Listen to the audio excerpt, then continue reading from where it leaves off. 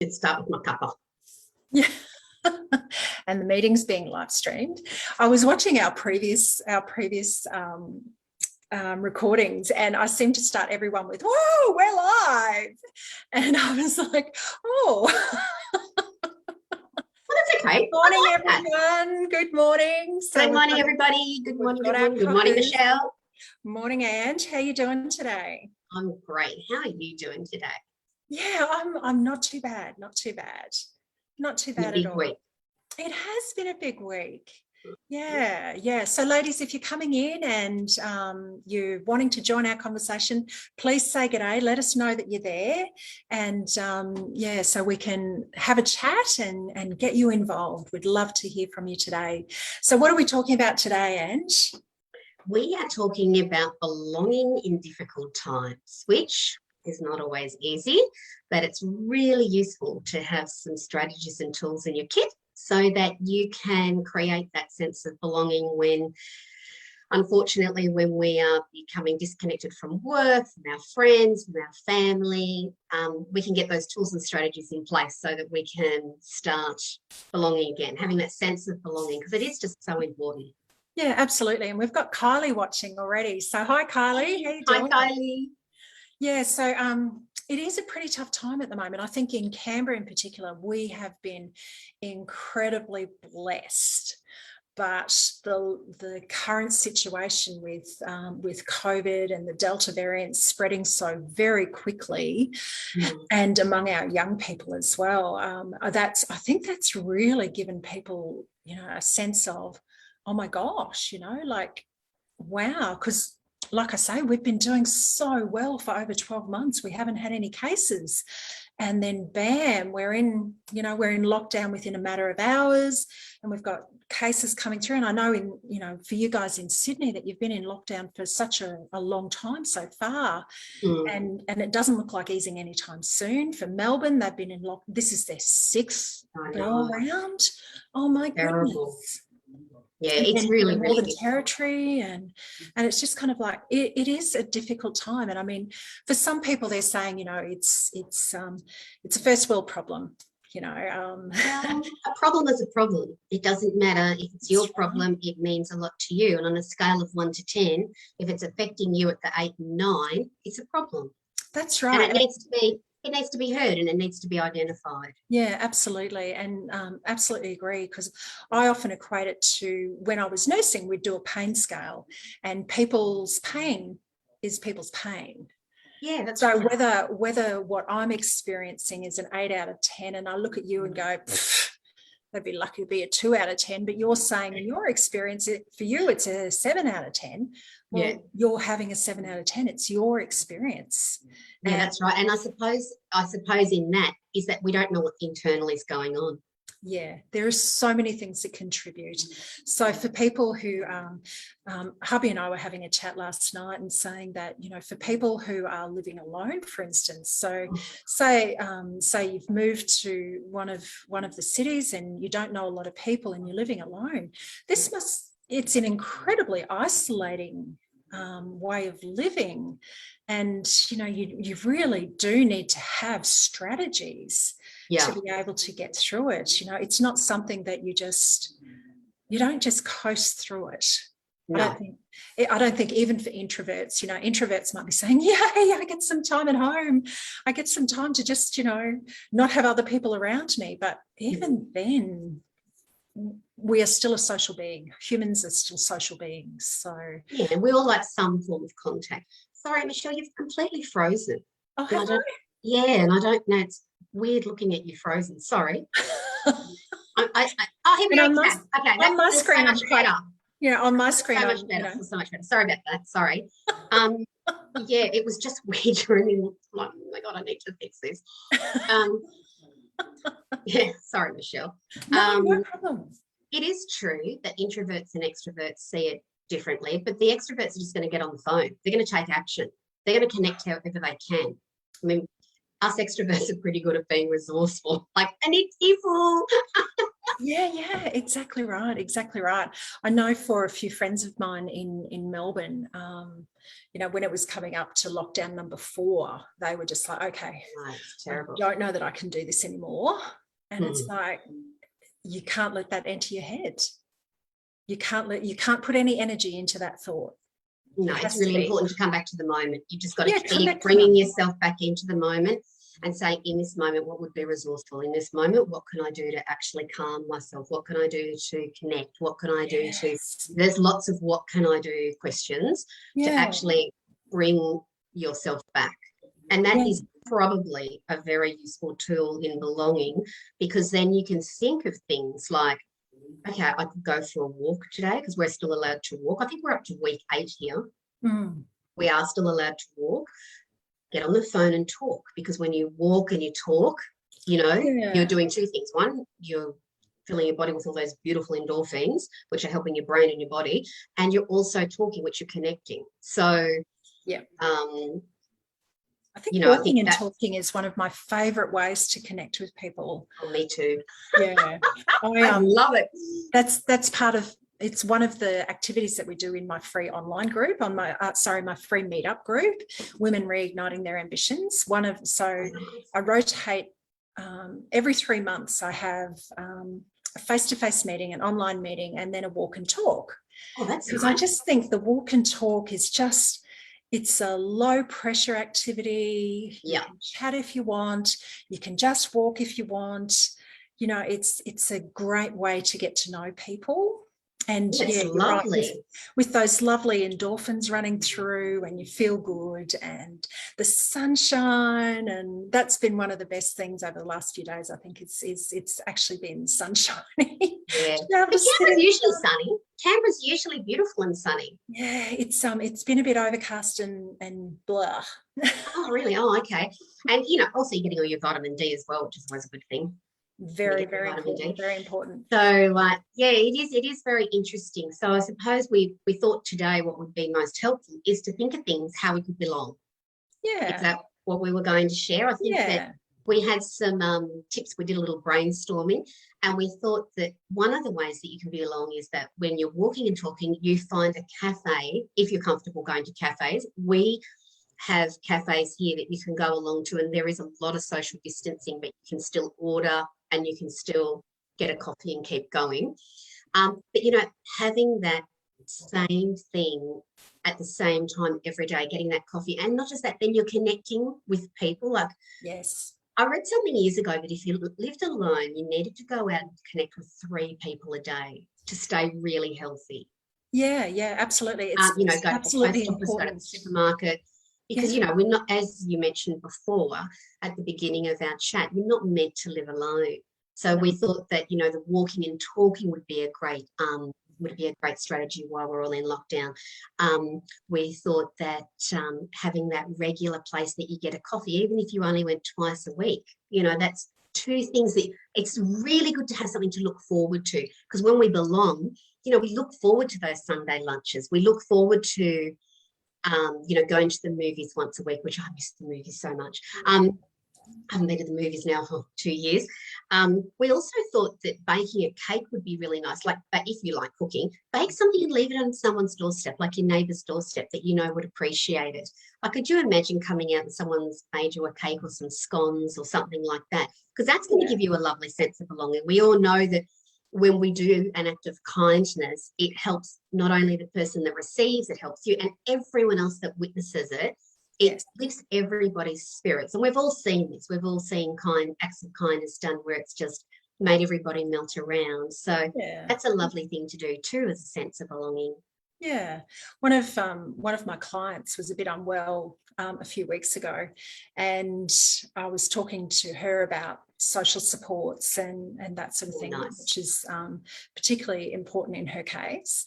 Yeah. And she was like, "Oh no, it's really good. Even my neighbor made me a banana bread, and you know, blah blah blah." And I was just Oh, like, "Oh, that's that's so so nice. lovely. That's great that you've got that support in amongst the rest of the support that she had to just to help her get by, help her get through each day, because she had so much going on." So Yeah, there yeah, is a lot. There's a lot of it. I think at the moment there's a lot of loneliness I think people are feeling like, and it's because we cannot see an end. That's right. We don't have an end date. Like they're saying that we might be out by October. However, the word is we won't be out until next year. Now, when you start thinking, oh my goodness, that's October, November, December, that's another 3 months living as we're living, that's a lot to digest. That's an awful lot to digest, thinking, oh my goodness. And yet my husband and I, we do lockdown very well because we have both worked from home for a long time. So we meet for lunch, we meet for brekkie, we meet for dinner. Like we've got a little routine. Yeah. But having the one person only, it's a lot to put on someone. That's a lot of resources that you're taking. It's not natural.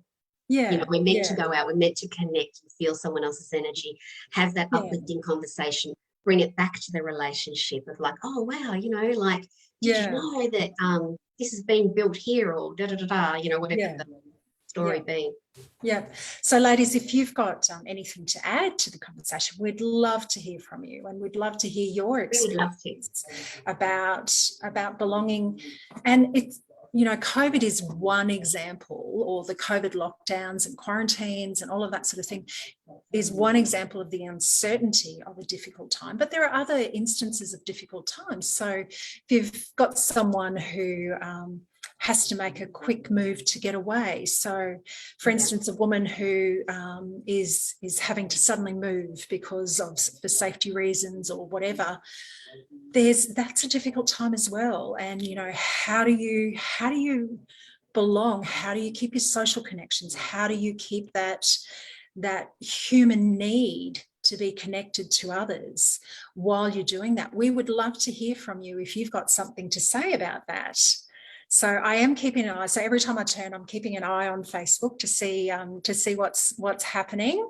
So yeah, don't forget to say hello, and we'd love to hear what your thoughts are on this topic, because there are so many circumstances that are difficult. So whether it's a loved one, like one of my friends, her daughter has been in hospital, and then with the lockdown, it was like, can people visit? Can't people visit? Like her daughter's 16, and she's like, what do we do?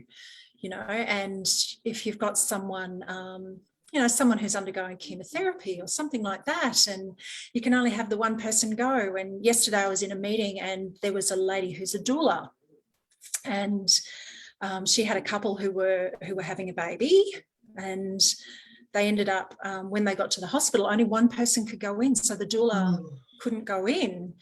And the couple ended up having quite a traumatic experience, where the experience would have happened anyway. But if the doula had been there, her ability to control or to influence the way they saw the experience may have been different. So it's things like that is difficult, you know. So I think there's a lot of trauma coming out of that. Like, can you imagine not having your doula there? Like, I know a beautiful doula, Donna, and she is absolutely magnificent, and I couldn't imagine if you'd chosen to have her at your birth, whichever one would want her at your birth.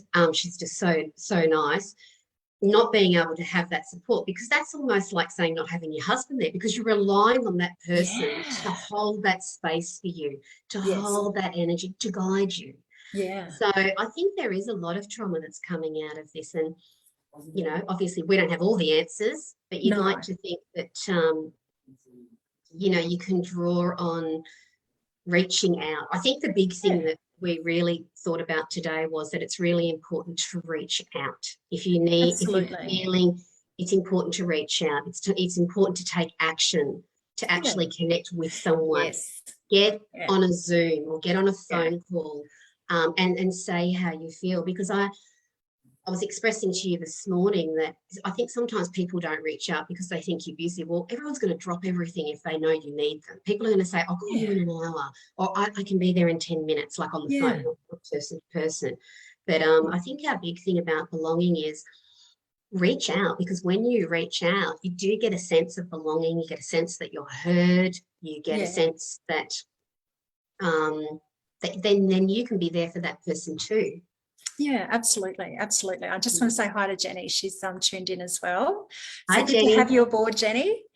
Yeah, absolutely. And so we had a conversation yesterday, and I know Andy's a bit tentative about going here in consideration of me. We had a conversation yesterday. So as many of you know, I'm ex-defence. So I was a nurse, a registered nurse, working full-time in the Royal Australian Air Force, and spent a period of time in Afghanistan in 2009, 2010. And one of the things that I struggled with when I was over there, and I struggled, it has come back, was the futility of what we were doing. You know, I was dealing with young people who were maimed, young people whose lives have been devastated and, you know, changed to the point of, you know, they no longer have limbs. They know if they survived. You know, there were so many traumatic, devastating injuries. And now you kind of look back, for me anyway, I'm looking back and questioning, what was it all for? You know, like all the deaths. Australia lost 43 soldiers. And you just kind of, I put a post up earlier this week about how upset I was about what was going on. Simply from my perspective, I mean, while I was over there, you really didn't know where the enemy was coming from. You didn't know if it was the person who was coming towards you on the road. You didn't know if it was someone standing on the airfield as I was receiving patients. I didn't know if it was someone, like a couple of times I had to take coalition flights. So I'd be put through the airport where I was and have to have my bag scanned and, you know, my medical stuff scanned and that sort of thing. And I didn't know if it was the person that was doing the scanning who was going to end my life, you know. And there was, like I said, there were so many devastating injuries. So not only not only coalition soldiers, but enemy soldiers, locals. There were people that we couldn't identify because of their injuries, their burns and what have you. There was just no way of identifying. Are they enemy? Are they coalition? Are they locals? Who are they? Other than treating them, you know. And then you look at where we are today, and I feel for these people who are just terrified. I mean, we were talking yesterday that how the mind works when you're trying to flee a frightening situation. Well, I spent over 4 months in my mind trying to flee the situation before I could physically get out of the situation. And then, of course, came the survivor guilt, and maybe I should have done more. And if I could only stay there longer, I could do more and I could help more. And I have these skills, I'm wasting these skills, and, you know, all of that sort of thing. So, it's a tough time looking at it now, and I know a lot of service people, particularly those who have suffered coming back. So whether it be through illness or injury, coming back, and they're looking at it and going, my life has changed, and for what? You know, changed hugely because you've lived in uncertainty for so long. And as a civilian, we cannot really understand what you went through. I mean, we can imagine it and see how horrific it would be. However, we can't really understand that pain. But I think if you can look at it, the time I was there, I showed up 100%. I did everything I could 100%. I helped those people 100%, and you helped who you could have, and how lucky they were to have you in that period of their life. And you're not meant to be there forever. You were meant to be there for 4 months. And I think living in fight and flight for 4 months is more than what anyone would be asked to do at any point of their life. Yeah, and then, exactly right. So I've spent a lot of time with accepting that, particularly around the survivor guilt of, you know, I get to come home, but those people have to stay. Or I get to come home whole and others haven't been as fortunate. Well, I get to come home whole. Physically, I get to come home whole. Yeah. You know, and a lot of people carry those memories, and I've certainly had a lot of the memories cropping up, and a lot of the not so nice stuff cropping up for me. I've been triggered a fair amount. But I think the important thing is to bring this back is reaching out. Like, I knew we were having a conversation yesterday afternoon. I knew we were having a conversation. So I was able to go, okay, I know I can talk to Ange about this, and I know I've got other girlfriends that are texting me to check up on me, and I know I've got my husband who I can talk to about this, and he and I have quite deep conversations about it. So one of the things that I found, though, in a difficult time like that, when I came back, I was so horrified, I guess, at the experiences that I was like, no one else should ever know about this, because it's just horrific. Yeah. And the mother instinct came out. I want to protect everybody from this. Yeah. So I'm never going to talk about this. I'm never going to share it. And then I just got sick because I hung on to it. Because you didn't feel it. If you don't feel it and let it go, it can only fester. And we all need to be heard, and you needed to be heard so someone could verify what you went through was horrific. And it's not okay. It's not okay that you were sent there, but you were sent there. And I don't know the ins and outs of the forces. I actually know very little about the forces, actually, except that I'm very, very grateful for everything that you have all done. I think it's catching your breath and looking at the good that you've done. And I know this is so much easier said than done, because even when we come out, we were talking before about coming out of a bad marriage or a bad friendship, whatever it be. The thing is, we just do what we can do. We always do the best we can do at the time. And absolutely. Do they encourage you to do much journaling? I was certainly, while I was over there, I was in contact with the psychologist, because I was certainly having nightmares. I was having all the PTSD symptoms while I was in country. So I had reached out to the psychologist, and he had me journal all of that sort of stuff to get it out of my head, so I didn't keep having the nightmares. So was that successful? To a point. But for me, I mean, each day was another exposure. So you kept going back into the same thing. So and I guess the point of bringing this up is to let people know that if you have someone in your life who particularly at this time, who potentially struggles, or even those who are usually just fine, reach out to them and just say, hey, how are you going? Would you like to have a catch up? I know for a lot of defence people, it's incredibly raw, and the anger and frustration of the experiences, and they really just need an ear and an encouragement to talk, because that's the best thing you can do. That's really funny. When I look back at people that have troubled childhoods, a lot of times they do not need a solution. They actually just need a hug. Yeah. There were many times in my life where someone was just going at me, and I'm like, I actually just need a cuddle, and I need to be still. Yeah. That's all I need. Yeah. And when you're talking about, and I'm definitely not saying that trauma's on the same trauma as what you've been through, because yours was trauma is trauma. Trauma is trauma. And the fact is, I suppose, what someone says is life-threatening and what is life-threatening, is for them to identify as well.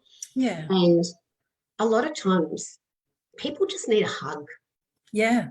And I wouldn't go into someone's space, but I've noticed over the years when I said, would you just like me to give you a hug? And they go, that's all I need. And they just need silence. So I think there is a time where you really do need to talk and you need to be heard, but we just need human contact. Now, we can't do that at the moment. I cannot go for a walk with a friend and hug someone. So how do we get over that? How do we get over that hurdle? Yeah, it's quite a conundrum, isn't it? It's quite a, how do we do that? I mean, I'm fortunate in that I've got my husband, who's very, I just tell him he's a boy. He's apparently he can't read minds. Funny that. Yep, found they cannot read minds. Okay, they cannot read minds. So I tell him I need a hug or, whatever. But yeah, so how to do that? I mean, one of the things that I saw, you can actually hug yourself, and give yourself quite comfort. Did you know that? If you put your arms around like this and take a few deep breaths in, you actually do get the feeling.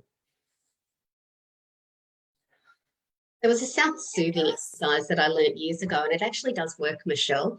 So I would encourage you, if you do live alone, and I'm sorry, Michelle, I feel like we moved off your subject. No. It's all good. We sort of went down here. If you can just hug yourself, and it might feel weird. It's like I did some course where to hug a tree, and I remember thinking, oh my God, what am I doing? And I think my children were horrified that I was walking up the top of the mountain, because we lived in Canberra then, and I went up and hugged the tree. It felt really good. I remember going, this feels great. I love this tree. So, I love it. I know that sounds really funny. It does actually feel really good because it's a live being and you can feel it. Yeah.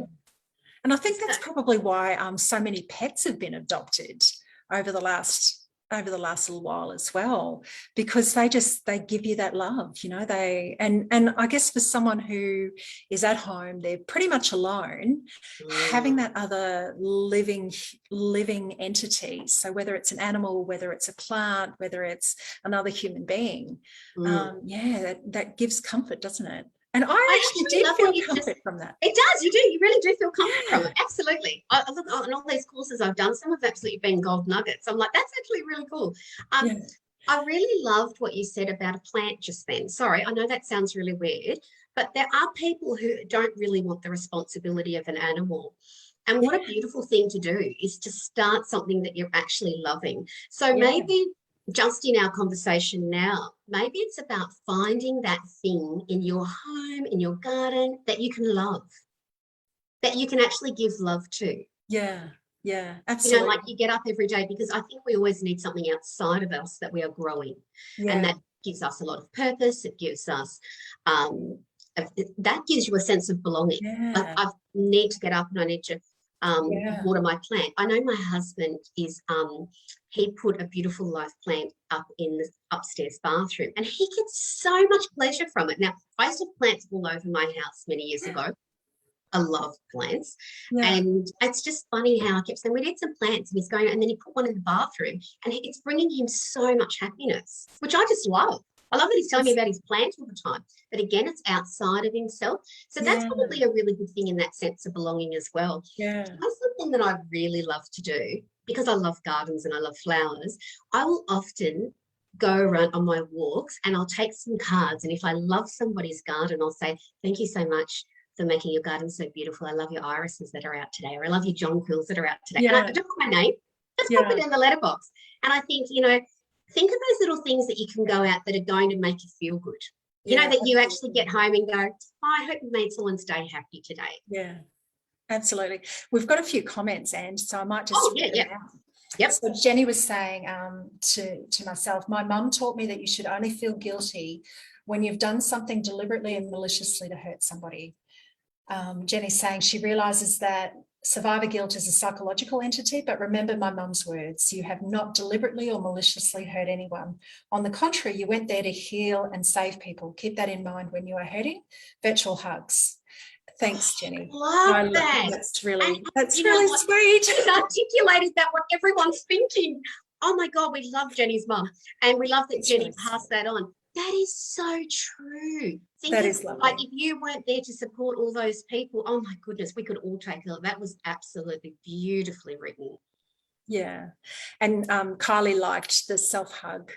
Yeah, the self-hug's a real goodie, it's a real goodie. And if you feel too weird to self-hug, you could hug the tree. I'm not sure if that's weirder, but they both feel really, really good. And as we were saying, if you're not an animal fan, then a plant might be the thing that you can watch grow. It's important that you can watch something grow. I think that's the thing, something live, and whatever that is. Even if it's it might be jumping on a Zoom every day with someone that has a loved one, like a little baby or a little toddler that you can just watch for 10 minutes. Oh, yes. I mean, they bring you so much happiness. Oh my God, I can't wait till we're grandparents. We've got friends that have got basically a newborn, and I we keep saying, can we please have another picture?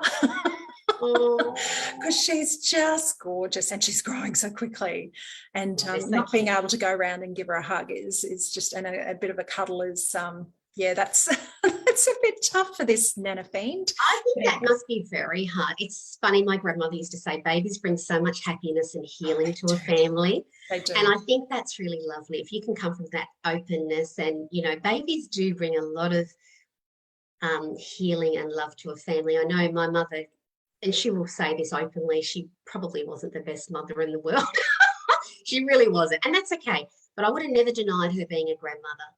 And my children love her. Like, they don't know her like I know her. Yeah. They know her a different way. That's right. And they just adore her. And do you know there was so much healing done watching her love my children?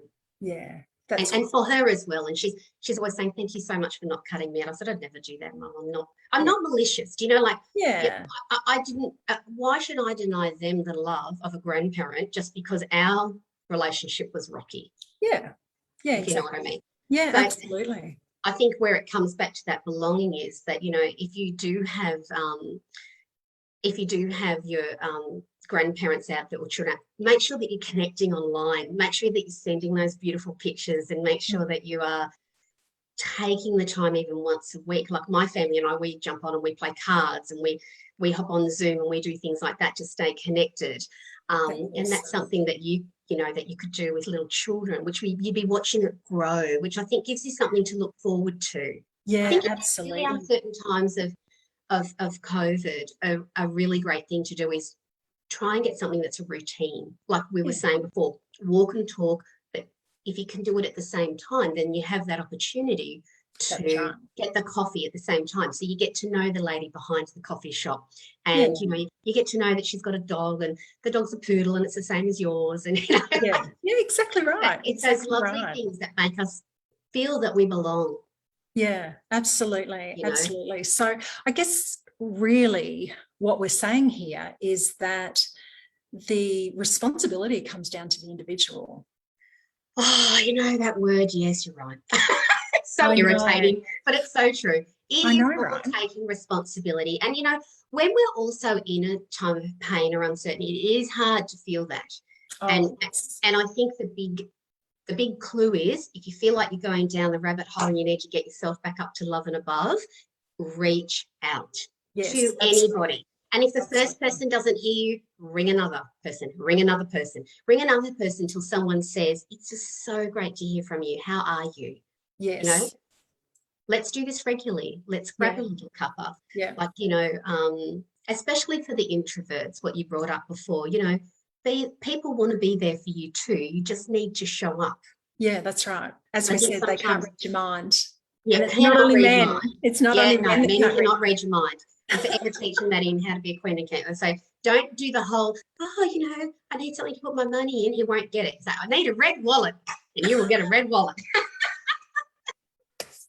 Love it. Love it. They are not psychic by any means. None of us are. Not really. Now I've got to ask you, Michelle, how are you feeling?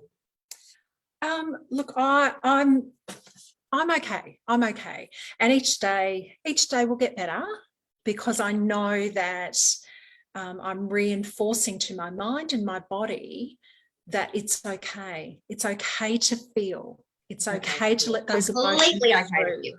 Yep, feel it and let it go. Yeah, that's exactly right. So I feel like I'm making a stronger person. Oh, I love that. You are making a stronger person, 100%. So, yeah, I'd love to get to the point where my emotions don't control me. Yeah. particularly when, because I know at the moment I can't go to the War Memorial. Well, I can, but I certainly wouldn't wear makeup, certainly wouldn't wear mascara, because all I do is I blubber the whole time I'm there. So I don't go. I would like to be able to be in a position where I can deal with all of that sort of thing and not have my emotions control me. Still that's because you care. That's because you care, and that's a good thing. I think if you didn't care, that would be more worrying that you didn't have something to work through. I am a horse rider. Like, I had horses and I loved to, and I like to think of my emotions as the horse. Sure. And that you are in control, but you have to be in sync. Oh, absolutely. So the horse will never do what you want if you are not in sync. Yes. So if you can find that metaphor that works for you, often that can be very helpful, thinking, okay, so my emotions are a part of me and I need to be in sync, in flow. How do I get in flow? Like thinking about what metaphor would work for you, so that you can feel that you are taming it with kindness and giving it that strength and that depth that it needs to grow into the next part of your life. Because as we move into the next part of our life and we've had a deep wound, it is about making that wound safe and giving it certainty. Yes. Yeah, absolutely. So and, you know, at some points it was, at a lot of points, it was stop picking at the wound. So stop doing things that were triggering me. So stop picking at the wound, because it's never going to get better if you keep picking at it. It's just going to get worse. So I learned that. I think it's just a continual learning process, you know. The last 3 and a bit years since I left Defence has been nothing but a learning process about how to belong to me, how to be authentically me. I love that. And, you know, it's just been such a journey. And I know that I'm a part of the way. I don't know how much further I've got to go, but I imagine that it's lifelong. Yeah, we're lifetime learners. No one has all the answers. I'm always saying, you know, in the groups, as you are, we don't have all the answers, but whatever I've learned, I'm very happy to share. And if there's some golden nugget here and there's something that's of use, that would be fantastic. So you could try it on as well and you could move forward. Yeah, and it's absolutely. about, I think it's about bringing yourself back into that moment. And I don't, for some reason, like the word control. That to me just feels suffocating. I don't know why, but it's always been a word, but it's about, maybe the word is harmony. Yes. So living in harmony with the experience, with the feeling, and going, and that's what it is. And that acceptance. And acceptance. Oh my God. Acceptance that, that is a part of my journey. You know, it's a part of my journey that I went there for 4 months and I did everything that I could. And I was just so successful in everything I did. And also being respectful that if someone did lose a limb, that was a part of their journey. That's right. Just as it was a part of your journey to go there. And I know that, I hope that does not sound simplistic, because, you know, I recognise what you've been through is very traumatic, but someone coming out of an abusive relationship is the same sort of. It's also traumatic. It's the same. And it is about, again, living in harmony. It's about finding that peace. It's about being able to make, and you will never make sense of crazy. Oh, no. It's one thing that, if there's anything my father used to teach me, you cannot make sense of crazy, because, you know, when someone does something incredibly unkind, or you're in war, or you've gotten out of an abusive relationship, you will run it over in your mind a million times. And what you need to understand is there are people that don't have your empathy, they don't have your kindness. That's and right. It's never, ever going to make sense, because it's something that you would not do to somebody else. And this is a whole other conversation, Ange, about why we should have more women in positions of power, leading with feminine energy, not masculine energy. This is a whole other Well, women always want peace. That's right. So that's where, and I'm not saying men don't. We know there's a lot of great men out there that want peace as well. But we all know that peace is the way.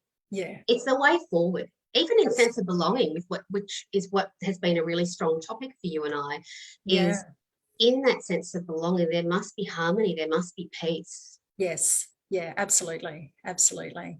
So I think we should probably wrap it up. Okay. Have we gone over time? As always, we always get chatting, and before we know it, Oh dear. I just Oh want my to God. say, We are over. Jenny, thank you very much. I appreciate your words of wisdom, and I really Yes. appreciate what you've had to say. And Kylie, thank you very much for coming along. Kylie says that you are an absolutely beautiful person, and yeah, so I don't know what else to say to that. Thank you. we've had some really, I guess we've had some really raw parts this morning, and we've had some, I don't know that we'll ever know the answers, but we've got some tips in there for you. All we need is tips and tools. You only need to have 2 or 3 in your little kit. That's all you need. And if you have something to draw on and to be resourceful on, and then they wear out, you're like, that doesn't work anymore. So then you got to go hunting for those new lot of golden nuggets, and you try it, and you're, oh, this one works. This is easily. I'm a bit of a flip and flop girl, but I'm definitely not into denying yourself pain. I'm like, if you need to sit in a room and eat pizza and eat Tim Tams for 2 days, you know what, you'll get sick of it. You'll be fine. Just lock yourself up and do it. Just don't stay there. You won't. If people worry, people are going to say, they're not going to stay there. Eventually people go, this is actually making me sick. Yeah. And I think that's the biggest lesson from today is, if you are having a difficult time, if you are struggling with belonging, don't sit there. Action is your friend. You know, I like that. Action is your friend. Yeah, I like that. Yeah, that's a goodie, Michelle. Awesome. Yeah. Well, we might leave it there, Ant. Okay, sounds great. We'll be back next week, so we'd love you to come back, ladies, and chat to us again. So I'm sorry it did take me a little while to keep looking at the comments. You're doing a great job. I think you're fantastic. There's no way I could try and look at you, try and look into the camera when I met you, because you know we're all on this learning curve, and then look at comments. I'm like, God, thank you so much for doing that. I think I did it one week from you and I missed the comments. I'm so sorry. It was too much to do. It's all good. It's all good. To be able to do 2 things at once, but anyway. Awesome. Well, have a great week, ladies. Hope to see you around during the week, online, no doubt. Because Should we end with a card? Should we end with a card? Oh, yes. Let's end with a card. What do you think? A bling boost today? Yeah, let's do bling boost. Yeah. You pick one. We'll just end on that, remembering that action is your friend and to reach out. I think that's Michelle's and our little hot tea for this week. And the card that is, you can be passionate about what you love. Oh, that's nice. I think that's really nice. You can be passionate about what you love. You don't need to hover. You don't need to anymore just sit in the space if I don't belong. Get passionate about what you love and you'll be amazed at what unfolds. Yeah. And I like denying yourself happiness. I like that it gives permission. You can be passionate about what you love.